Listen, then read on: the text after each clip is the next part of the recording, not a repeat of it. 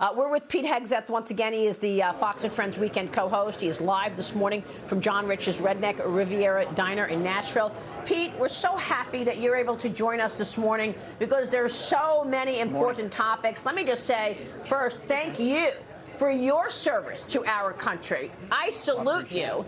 And we're talking about a U.S. Marine who criticized his superiors recently over the botched Afghanistan withdrawal. 13 of his fellow Marines, our servicemen, are dead after this botched withdrawal. And yet, who's in prison today, Pete? It's Lieutenant Colonel Stuart Scheller. He's being held in solitary confinement at a base in North Carolina because he called for accountability. This is wrong. Your thoughts? Oh, it sure is. It absolutely is wrong. The last person that deserves to be in prison right now is that Marine Lieutenant Colonel.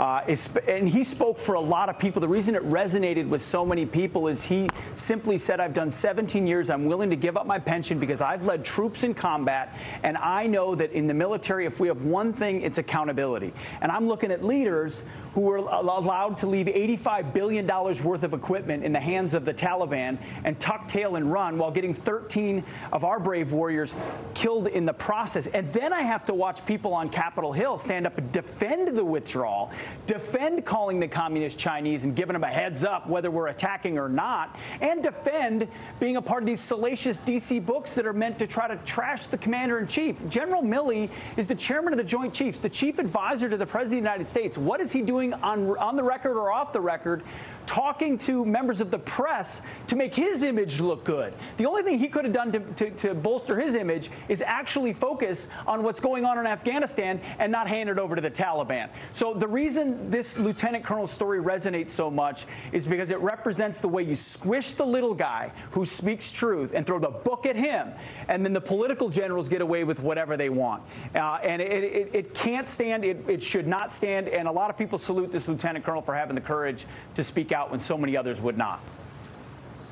Absolutely. What are you hearing from the people that you've spoken with at that diner about this botched Afghanistan exit? I mean, look, you had senators yesterday calling for the resignation of Lloyd Austin, the defense secretary, of Mark Milley, for all the reasons that you just laid out. Marsha Blackburn wants the resignation of Joe Biden.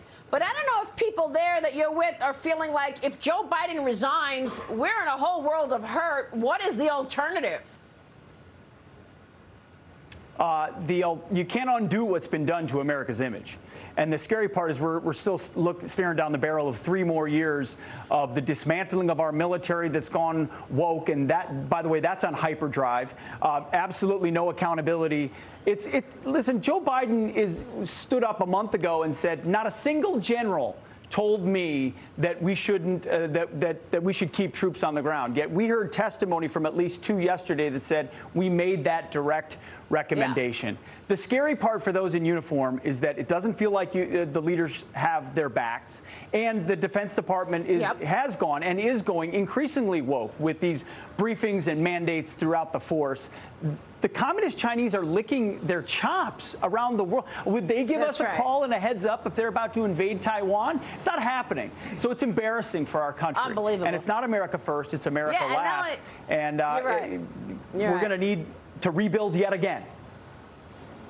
Yeah, the Democrats don't have the back of the military, don't have the back of the border agents, don't have the back of the police. They want to defund them. I know you've talked all about this today, and you are there this morning as part of The Pursuit with John Rich as part of Fox Business's new primetime lineup.